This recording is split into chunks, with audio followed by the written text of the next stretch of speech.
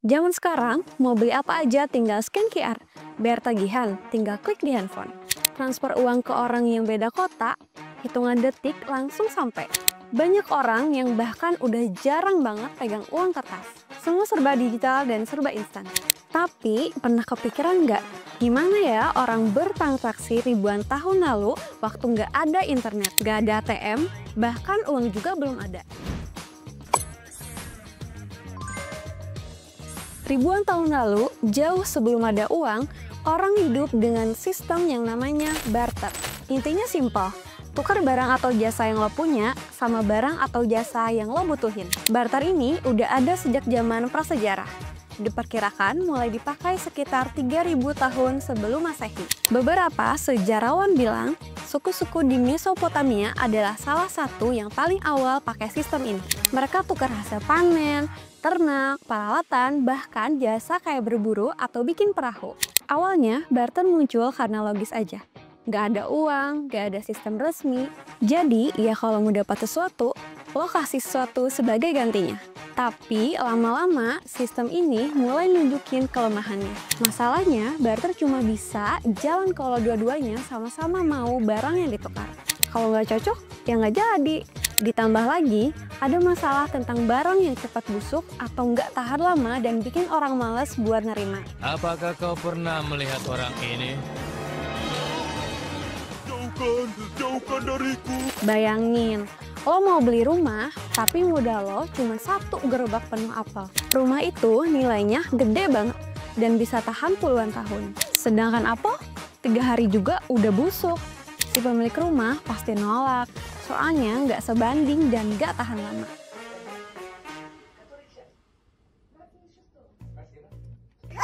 Itulah kenapa barter dibilang ribet dan gak adil buat jangka panjang. Akhirnya, orang zaman dulu mulai mikir, gimana kalau kita pakai satu barang yang semua orang setuju buat dijadiin alat tukar. Dari sinilah lahir ide alat tukar yang lebih stabil dan bisa diterima luas. Muncullah yang namanya uang barang. Orang mulai pilih barang-barang tertentu buat jadi alat tukar. Kayak garam, biji kakao, teh kain, atau kerang. Intinya, barang tersebut tahan lama, mudah dibagi, dan diterima luas. Contohnya di rumah kuno, kentara dibayar pakai garam karena garam itu super berharga buat ngawetin makanan. Kata seleri, itu bahkan asalnya dari sal, yang artinya garam. Bayangin kalau sekarang gaji bulanan lo dibayar pakai garam yang bisa lo tuker buat makanan di pasar. Sederhana, tapi masuk akal banget di masa itu. Ide ini muncul alami sekitar tahun 3000 sebelum Masehi. Di Mesopotamia dan Mesir, sistem ini udah dipakai buat mempermudah perdagangan antar kampung. Dan ini jadi cikal bakal munculnya uang logam. Nah, seiring berkembangnya perdagangan dan kerajaan, muncullah uang logam sekitar abad ke-7 sebelum Masehi. Kerajaan Media jadi salah satu yang pertama nyetak koin emas dan perak secara resmi. Mereka cetak lambang kerajaan di logam biar koin itu dianggap sah dan punya nilai tertentu. Bayangin lo hidup di kota dagang zaman dulu, terus lihat koin logam bergambar raja. Orang-orang percaya nilainya karena cuma pemerintah yang bisa nyetak. Uang logam juga populer karena logam mulia ini langka, tahan lama, dan nilainya tinggi. Dengan bentuk yang standar, kerajaan bisa ngatur nilai tukar dan mempermudah transaksi besar di pasar. Ini juga ngebantu sistem pajak dan gaji untuk tentara dan pegawai kerajaan. Tapi, makin besar wilayahnya, makin ribet juga urusan bawa-bawa koin logam dalam jumlah banyak. Soalnya berat. Capek ah. Kalau lo mau transaksi gede, bawaannya bisa sekoper penuh koin emas. Nggak praktis, apalagi buat pedagang yang harus keliling jauh. Dari situlah mulai muncul ide baru, uang kertas. Uang kertas pertama kali digunakan di Tiongkok pada masa dinasti Tang abad ke-7 dan berkembang luas pada dinasti Song abad ke-11. Awalnya berupa surat berharga yang mewakili simpanan emas atau perak. Pedagang besar mencetaknya sendiri, lalu pemerintah mengatur dan melegalkannya. Bayangin, lo dagang di kota besar kayak Hangzhou. Lo titip emas di tempat penyimpanan, terus dikasih surat bukti. Surat itu bisa lo tuker pas belanja. Ringan, praktis, dan gak rawan dicuri. Inovasi ini bikin ekonomi makin cepat gerak dan nyebar ke banyak negara, termasuk Eropa abad ke-17.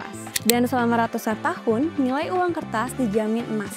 Lo bisa tukar uang kertas ke emas kapan aja.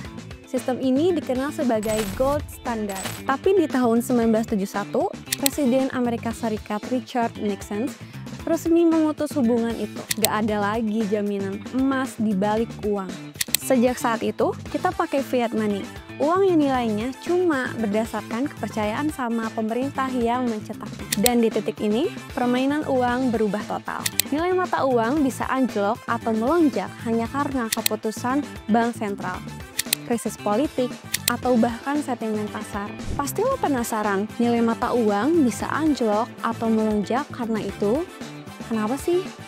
Sabar, kita bakal bahas di next video. Yuk kita lanjut dulu ke bahasan selanjutnya. Setelah zaman berubah, perdagangan makin luas, transaksi makin besar.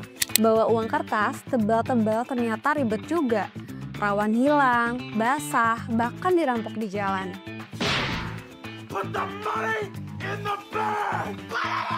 Para pedagang mulai cari cara yang lebih aman. Di Eropa abad pertengahan, para tukang emas di Inggris nyimpan emas milik orang lain lalu kasih surat tanda terima. Surat ini ternyata bisa dipindah tangankan, sampai akhirnya dipakai buat bayar barang tanpa harus nyerahin emasnya secara langsung. Lama-lama, sistem ini diadopsi bank-bank awal seperti Bank Amsterdam dan Bank of England. Dari sinilah lahir uang giral. Uang giral ini mulai dikenal di Eropa abad ke-17 sampai 18 pas perbankan modern mulai berkembang. Bentuknya simpanan di bank yang bisa dipakai lewat cek, transfer, atau giro. Uangnya nggak kelihatan secara fisik, tapi nilainya sah. Bayangin, lo mau beli rumah harga 500 juta, daripada bawa duit segunung, lo tinggal tanda tangan cek dan kasih ke penjual. Bank langsung mindahin saldo dari rekening lo ke rekening dia. Aman, tercatat, dan cepat. Awal-awal, uang giral ini cuma berlaku di kalangan perdagangan atau komunitas tertentu. Tapi makin lama, jumlah orang yang pakai makin banyak. Dan pemerintah lihat sistem ini efektif banget buat mempermudah perdagangan. Akhirnya, negara mulai bikin aturan dan mengawasi bank atau lembaga yang mencatat uang giral. Begitu bank udah punya izin resmi dan ada cadangan emas atau uang kertas yang mendukung, catatan saldo di bank jadi dianggap sah sebagai alat pembayaran. Intinya negara kasih cap legal supaya semua orang percaya nilainya, walau nggak ada bentuk fisiknya di tangan. Dengan perkembangan teknologi komputer dan internet, muncullah uang elektronik sejak tahun 1980-an dan makin populer di abad ke-21. Ini termasuk kartu debit, dompet digital, dan QR Code.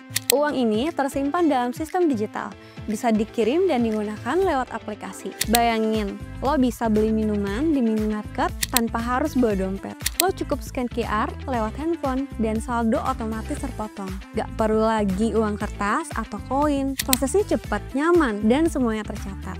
Uang elektronik tercetus karena kebutuhan transaksi cepat, efisien, dan minim kontak fisik, terutama di era digital dan pandemi pada saat itu. Selain itu, kemajuan teknologi mendorong sistem pembayaran menjadi semakin modern dan terintegrasi. Tapi di tahun 2009 muncul ide gila dan seseorang atau kelompok bernama Satoshi Nakamoto bikin uang digital yang nggak dikontrol siapapun, cryptocurrency. Cryptocurrency adalah uang digital berbasis blockchain yang nggak dikontrol bank sentral. Bitcoin jadi pionir ya, bikin orang sadar kalau transaksi global bisa dilakukan tanpa pihak ketiga. Dari sini, dunia keuangan makin terbuka. Bukan cuma kripto, tapi juga trading forex, trading emas, minyak, hingga komoditas lain all in one platform. Perjalanan dari barter sampai trading modern nunjukin satu hal. Nilai uang itu bukan cuma soal bentuknya, tapi soal kepercayaan dan bagaimana kita menggunakannya. Dari koin logam sampai cryptocurrency, uang terus berevolusi. Sekarang giliran lo yang tentuin mau ikut berkembang atau ketinggalan zaman. Nah, kalau lo pengen tahu lebih banyak cerita sejarah, fakta tersembunyi, dan sisi lain dunia trading, pantengin terus channel ini. Like, komen, dan subscribe, biar lo nggak ketinggalan episode selanjutnya.